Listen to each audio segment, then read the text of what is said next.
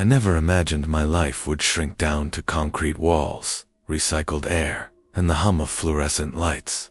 But here I am, living and working in a government bunker, buried deep enough that the sun might as well not exist. People ask why anyone would take a job like this, though most never get the chance. The truth is, I didn't have many choices. 2 months ago, I was broke, sleeping on a mattress that smelled like mold, wondering if I'd be on the street by winter. Then, an email arrived, disguised as routine government spam. The subject line was vague: opportunity for isolated security detail. I almost deleted it, but the salary caught my eye. 6 figures for a year of work, full benefits, and housing provided. Too good to be real, but desperation makes you blind to red flags. The application process was short, almost suspiciously so. A background check, a single phone interview, and then I was told to pack light. No personal electronics beyond a government-issued tablet, no family visits, no disclosure of where I'd be stationed, just a one-way ticket to a location that wasn't listed on the map. The first sign that things weren't normal came during the drive. The shuttle had tinted windows that didn't roll down, and the driver never spoke. We traveled for hours, but I couldn't tell if we were going north or south. When the vehicle finally stopped, I stepped out into the mouth of a mountain. Concrete doors, wide as hangar gates, loomed in front of us. A keypad blinked red, and somewhere inside, gears shifted heavy as stone. I thought I'd feel claustrophobic when the doors shut behind me, sealing out daylight, but the opposite happened. It was as though the world outside ceased to exist, and I was swallowed into something older, something patient. The bunker wasn't like the sleek military bases I'd seen in movies. The walls were patched, uneven. Some hallways smelled faintly of mildew, others of rust. The fluorescent lights buzzed with different pitches, like they each carried a secret frequency. And yet, everything was clean, functional, sterile enough that I told myself it was just old, not haunted. I kept repeating that, not haunted. My quarters were a narrow room with a bed bolted to the floor, a steel desk, and a vent that whispered through the night. The silence down here wasn't empty. Silence, it was layered. You could almost hear the weight of the mountain pressing above you, groaning faintly in the pipes. When I closed my eyes, I swore I could feel vibrations that didn't match the hum of the generators. On my first walk through the facility, I noticed the doors. There were many of them, too many for the size of the blueprint I'd been shown. Some were clearly labeled mess hall, storage, reactor access, but others were blank, sealed with locks far newer than the rest of the infrastructure. I paused at one in particular. The metal around its frame was scratched, as if someone had tried to claw their way out. No nameplate, no keycard slot, just a black, heavy door that seemed to breathe cold air. I asked my supervisor about it later, but he brushed me off. "Not your concern," he said, before changing the subject. That night, I lay in my bunk, staring at the vent, listening to the filtered air hiss. Every job has its quirks, I told myself, but I couldn't shake the image of that scratched door, and worse, the feeling I'd had as I passed it. Like something on the other side had been listening, and had recognized me. The morning after I arrived, my supervisor came to my quarters. He didn't knock, just opened the door with his master key and stood in the frame, silhouetted by the hallway light. His name was Mason, though everyone seemed to call him simply Chief. He was a tall man, his uniform pressed with military precision, his face carved with lines that didn't match his age. His eyes were the kind you couldn't hold for long, too. Sharp, to knowing orientation, he said, like it was an order rather than an invitation. He led me through the main corridors, his boots striking the floor in measured rhythm. As we walked, I realized how vast the facility was. Each hallway branched into others, an endless grid that seemed designed to disorient. Mason moved without hesitation, as if the layout was burned into his mind. Eventually, we stopped in what looked like a debriefing room. Fluorescent lights flickered above a long table, and on the table sat a manila folder with my name on it. Mason slid it across to me without sitting down. Before you ask, yes, the pay is real. Yes, the contract is binding. And yes, the rules are non-negotiable. That word rules caught me off guard. I opened the folder. Inside was a single sheet of paper, numbered 1 through 7. No explanations, just blunt instructions typed in black ink. My throat tightened as I read them. Rules of Operation Bunker 9: never open a door unless it is scheduled to be opened, even if you hear knocking. Even if someone calls your name, do not look directly at the cameras between 2 a.m. and 2:15 a.m.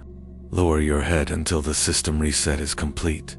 If you see someone in the halls who looks exactly like you, do not engage. Walk the other way, calmly. The intercom may broadcast voices that sound familiar.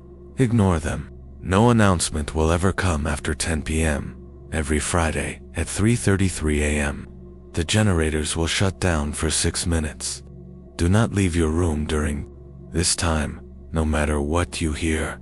If a door you did not open is standing open, do not cross its threshold. Close it if you can. If you cannot, report it immediately. Above all, do not ask what is kept in the sealed lower levels.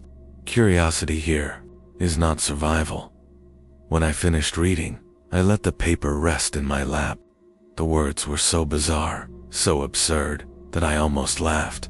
It felt like a hazing ritual, a way to spook the new guy. Mason didn't smile.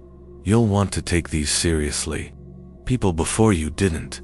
I asked what happened to them, but he only shook his head. You're here because you can follow instructions. Do that, and you'll leave this place alive and very, very rich.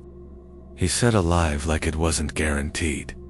The rest of the day was a blur of corridors and locked doors. Mason showed me the control station where I'd monitor the cameras, the mess hall where meals were delivered at precise times, and the comms desk where reports were filed. The facility ran on clockwork. Every action was scheduled, every sound logged. But as we walked, I couldn't help but notice his eyes flicking toward certain places. The unmarked doors, the darker hallways. He never paused near them for long, as though even proximity carried risk. That evening, I sat in the mess hall with the folder still in my hands. There were no other employees, at least none I saw. I realized then that Mason was the only person I'd spoken to since my arrival. The rest of the bunker seemed hollow, like it had been emptied long ago, but left running on momentum. The rules gnawed at me. I kept circling back to the first one. Never open a door unless it is scheduled to be opened.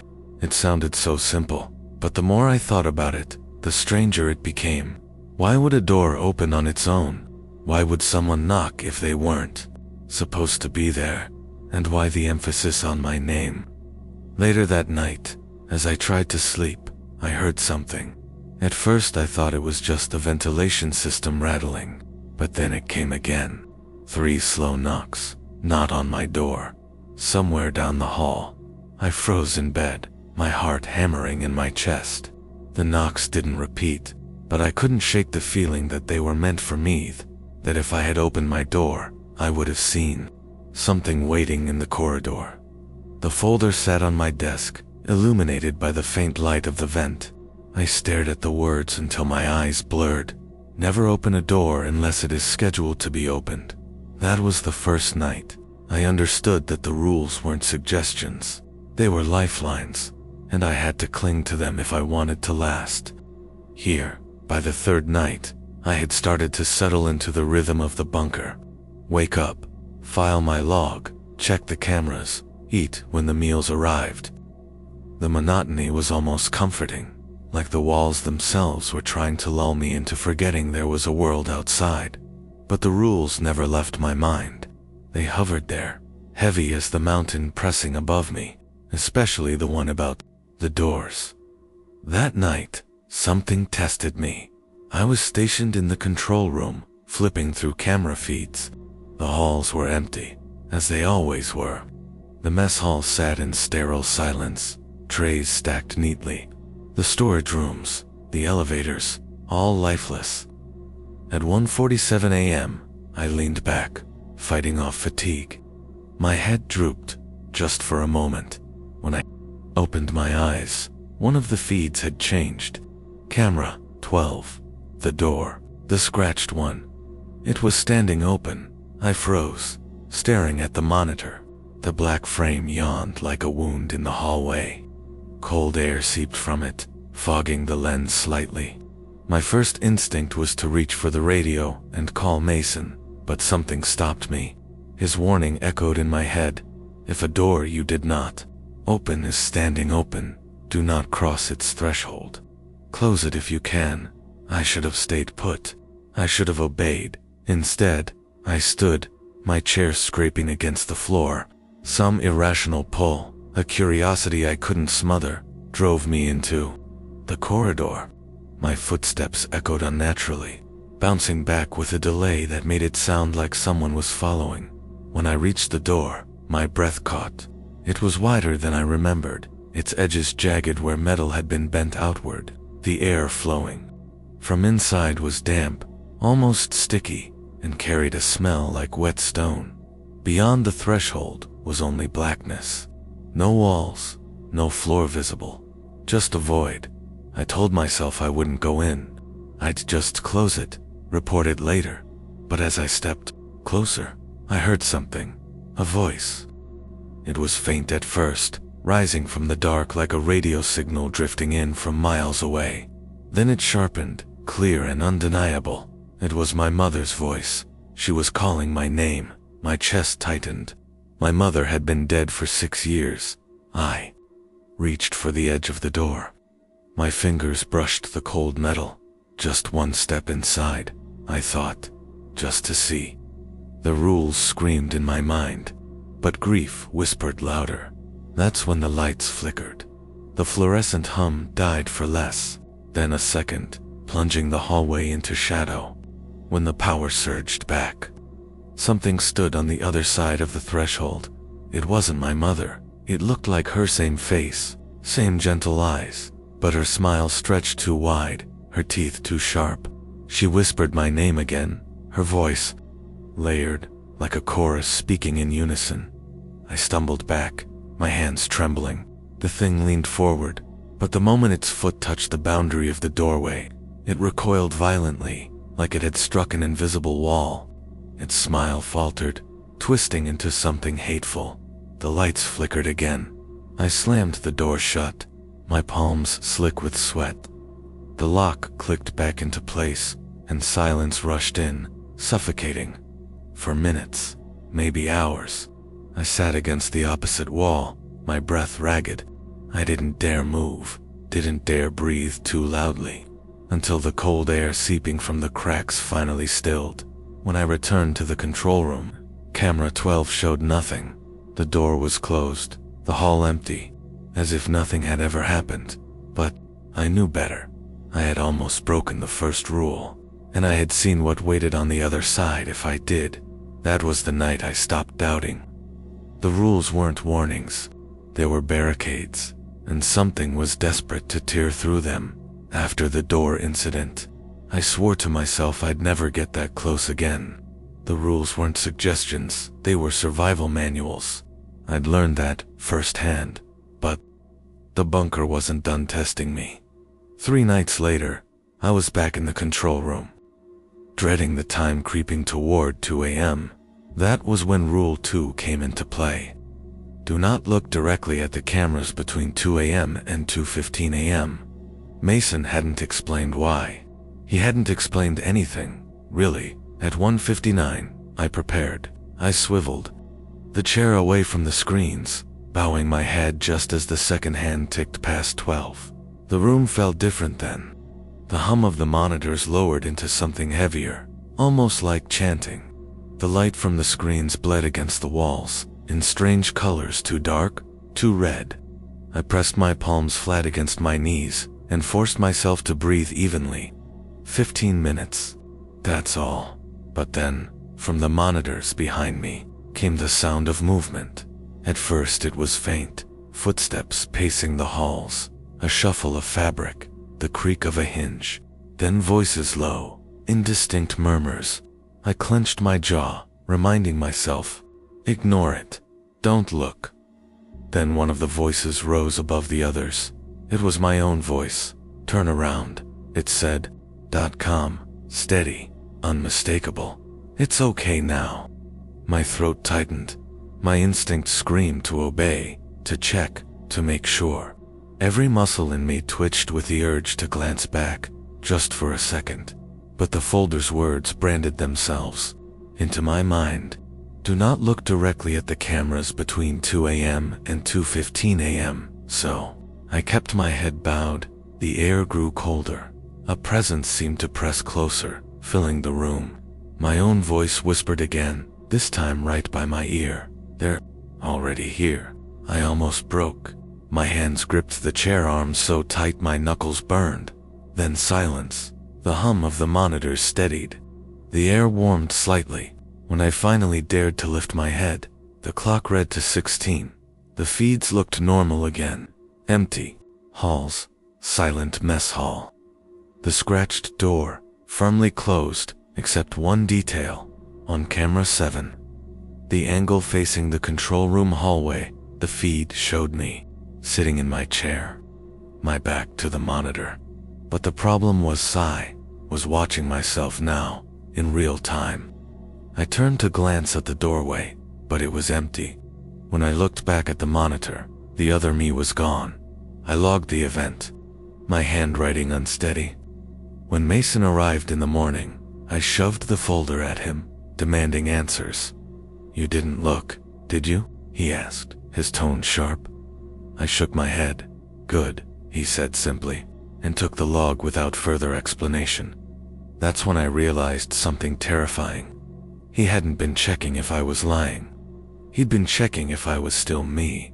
The rest of that day, I couldn't shake the feeling I was being watched. Not just by the cameras, but by something behind them. Something that didn't like being ignored. And for the first time, I understood Rule 2. The cameras weren't only showing the bunker. They were windows punnings, and sometimes, the things looking through them were not supposed to be seen. After my second close call, I couldn't shake the paranoia. I followed the rules. I did everything by the book, but questions festered in me like rot. What was this place? What was it holding back? Mason never offered answers. Every time I asked, he gave the same response. Focus on your shift.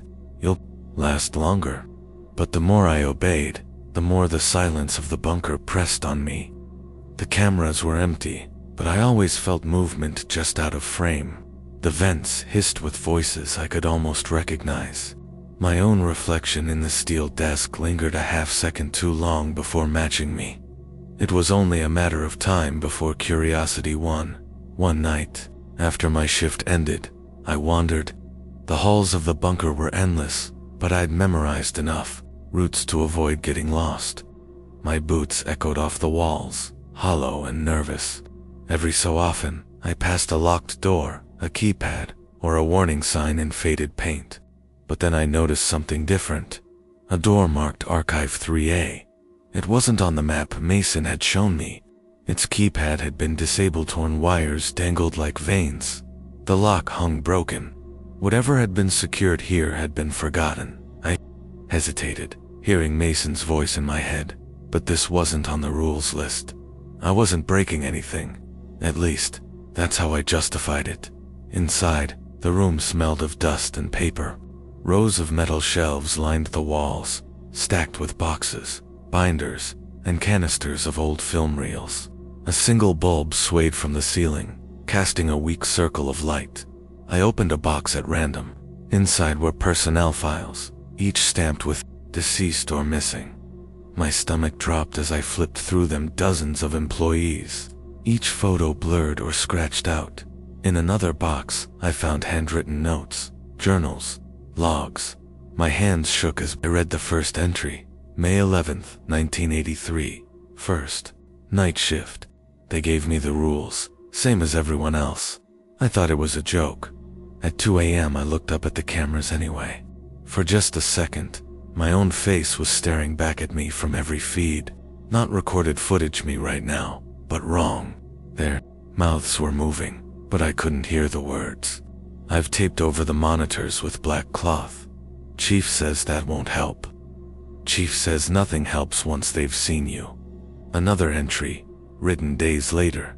The door opened last night. The one with scratches? Something tried to come through.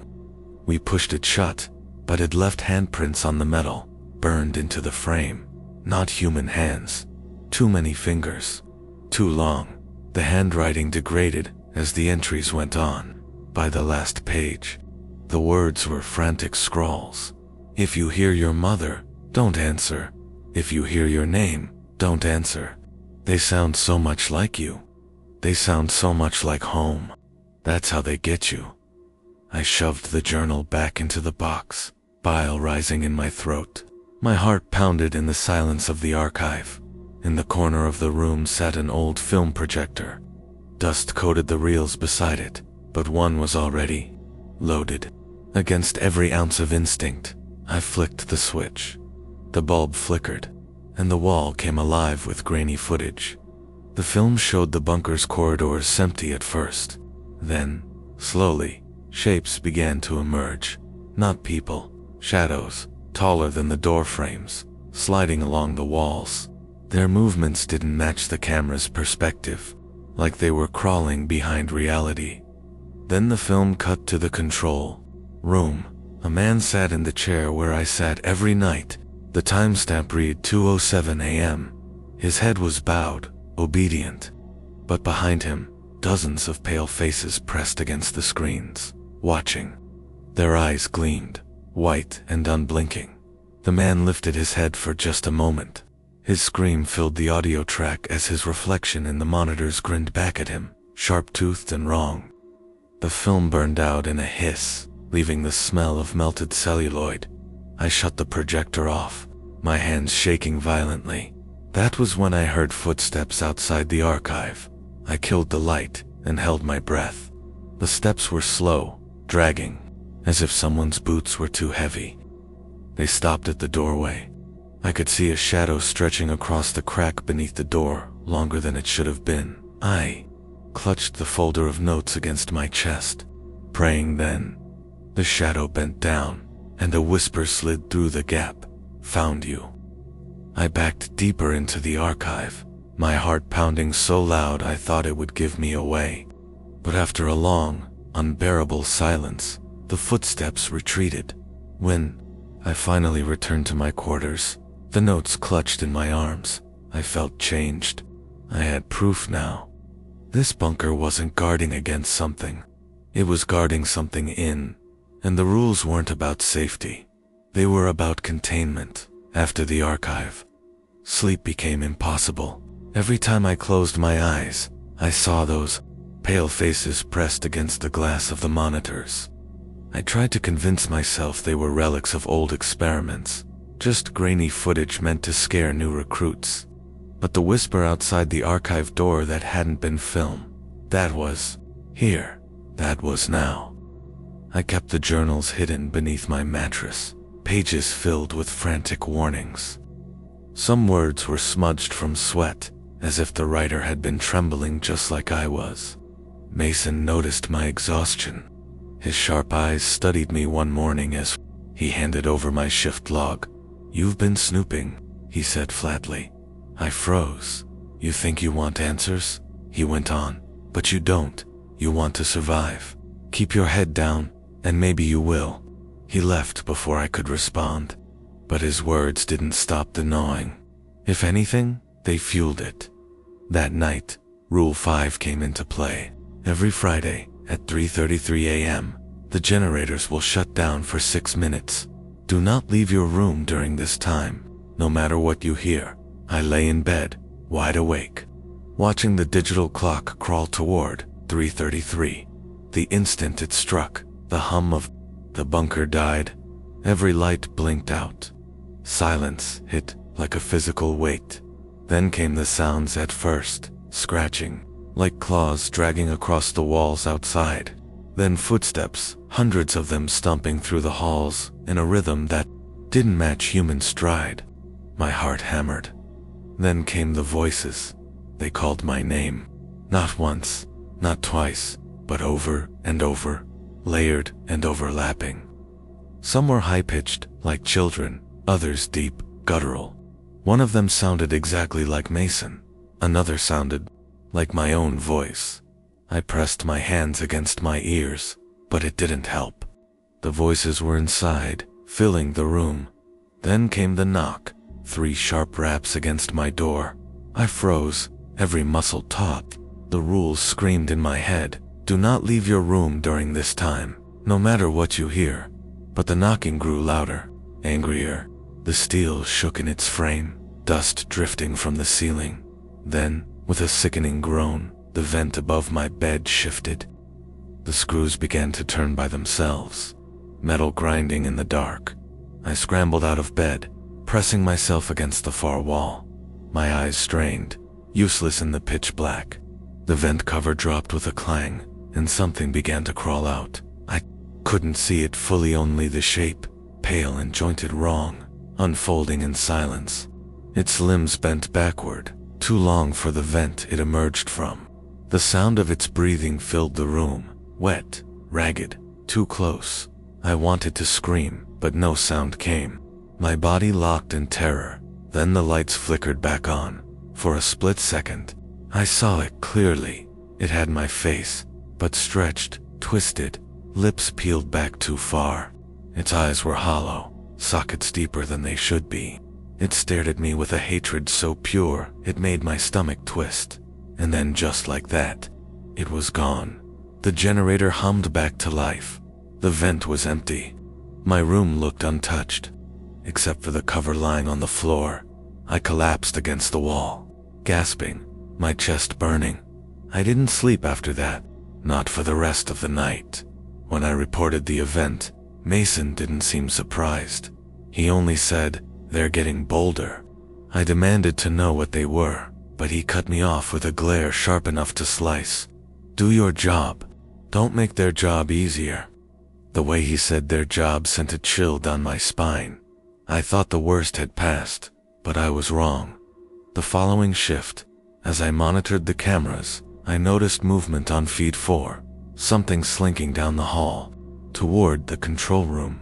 The angle was grainy, but the shape was unmistakable. Me, not just someone who looked like me. It was me, same uniform, same hair, same sluggish gait I used when I hadn't slept. My double walked right up to the control room door. I heard the faintest knock behind me, echoing the one on the screen. I turned slowly. The door was closed, but the knock came again, and then my own voice called softly, "It's just me. Let me in." The rules pounded in my head. If you see someone in the halls who looks exactly like you, do not engage. Walk the other way, calmly. But I wasn't in the hall. I was trapped in the control room, with the sound of myself begging to come inside. The cameras flickered. Every feed showed me now. Dozens of me, filling the bunker halls. All turning their heads in perfect unison, toward the control room, and smiling. I hit the power, shutting down the monitors. The room plunged into humming silence. For the rest of that night, I didn't move. I sat frozen, praying the door wouldn't open. When Mason arrived at dawn, he found me still in the chair, pale and trembling. He didn't ask what happened. He already knew. The bunker wasn't just testing me anymore. It was hunting me. Mason had always been unreadable, stern, disciplined, never letting slip more than a sentence at a time. But after that night, in the control room, something in his demeanor shifted. He studied me longer when we crossed paths. His eyes, carrying an edge of calculation rather than guidance. It was as though he wasn't checking if I was following the rules anymore. He was checking if I was still me. One evening, after a meal that tasted of metal and dust, he came to my quarters. He didn't knock. He never knocked. "You're slipping," he said. My stomach dropped. "What do you mean?" "You linger near the doors. You listen too closely to the voices. You think I don't notice, but I do." He stepped further inside, his shadow stretching across my narrow bed. Curiosity kills faster than anything else in this place. I tried to steady my voice. What are they? What's behind those doors? For the first time, Mason's mask cracked, his jaw tightened, and for a fleeting moment, fear flickered in his eyes. Then it was gone, replaced by cold resolve. You don't get to ask that. You just get to survive. But I had the journals hidden under my mattress. I had the knowledge he was denying me. And in that moment, a new suspicion took root. Mason wasn't just my supervisor. He was something else. Later that night, I decided to follow him. I waited until his footsteps faded down the hall, then slipped from my quarters and trailed him through the endless corridors. He moved with purpose, turning down paths I hadn't been shown, past unmarked doors and sealed hatches. Finally, he stopped at one of the lower levels. A heavy door loomed before him, one I'd never seen open. He punched a code into the keypad. The lock hissed, and the door swung inward. I pressed myself against the wall, heart racing. From the darkness beyond, I heard voices, not distorted, not monstrous human, dozens of them, overlapping in frantic whispers. Mason stepped inside, and the door closed behind him. I waited for what felt like an eternity before he re-emerged, his face pale, his hands trembling slightly. He looked older in that moment, worn down, like he'd been carrying a weight too heavy for one man. I ducked into the shadows as he passed, but not before I caught a glimpse of his expression. It wasn't just fear, it was guilt. Back in my quarters, I pulled out the journals, combing through the frantic scrawls. One entry caught my eye. They say Chief is one of them. Not like the others. Not a shadow, not a mimic. Something in between. A bridge. He keeps the rules not to protect us, but to keep them fed. We are the offering. My blood ran cold. Was Mason protecting me, or preparing me? The next day I confronted him in the control room. I know you're hiding something. I said, my voice shaking. The journals. The archives. The people before me. What happened to them? His eyes narrowed. You've been where you shouldn't. You're using us. I pressed. You bring people here, tell them to follow the rules, and then watch them fail, watch them die. That's why the rules exist, because someone has to feed what's down here. For the first time, Mason didn't deny it. His silence was an answer. Finally, he spoke, his voice low, almost weary. You think you were chosen by accident. They wanted you. I just made sure you got here. The floor seemed to tilt beneath me. My stomach lurched. Before I could respond, alarms blared through the bunker. The lights flickered red, and the intercom crackled with static. A voice dozens layered together boomed through the halls. He's ours now. Mason grabbed my arm, his grip like iron. If you want to live, you'll come with me. But I no longer knew if following him meant survival or sacrifice. The alarms shook the bunker, each pulse rattling the steel walls like a heartbeat too fast, too strong. Red lights strobed along the corridors, turning everything into jagged shadows. Mason's grip was bruising on my arm as he dragged me from the control room. Move, he barked. But my legs resisted. Every instinct told me following him was a mistake. The journal's words burned in my mind. Chief is the bridge. He keeps the rules not to protect us, but to keep them fed. Where are you taking me? I demanded, struggling against him. Lower levels, he said, without looking back. It's the only place safe when they breach. Safe. The word curdled in my stomach. I'd seen his face when he came out of that lower level. The fear, the guilt. Safe wasn't the right word. Contained, maybe. Offered, maybe. We turned a corner, and the bunker seemed to shift. Doors I'd never seen before lined the hall, their steel frames pulsing faintly like veins under skin. From behind them came muffled thuds, whispers, laughter that wasn't laughter at all. I dug my heels into the floor. I'm not going down there. Mason stopped so suddenly, I nearly collided with him. He turned, his face carved with exhaustion, his eyes colder than ever. You think you have a choice? You're already theirs. You've been theirs since the moment you read the rules. I shook my head, panic rising. Then why am I still alive? His silence stretched too long. That was when I understood. I wasn't alive because I'd obeyed the rules. I was alive because they hadn't finished with me yet. The corridor behind us groaned. A door slammed open on its own, metal shrieking against the frame. From the darkness inside, pale hands groped outward, too many of them, fingers stretching like roots. Mason shoved me forward. Decide now. I stumbled, torn between two paths. Follow him deeper into the bunker, into whatever horror the lower levels held, or break every rule and run for the upper levels, toward the exit I hadn't seen since arriving. The alarms screamed. The air grew heavy with the stench of damp stone. I chose. I ripped my arm free from Mason's grip and sprinted the opposite direction. His voice thundered after me, half anger, half desperation. You'll never make it out.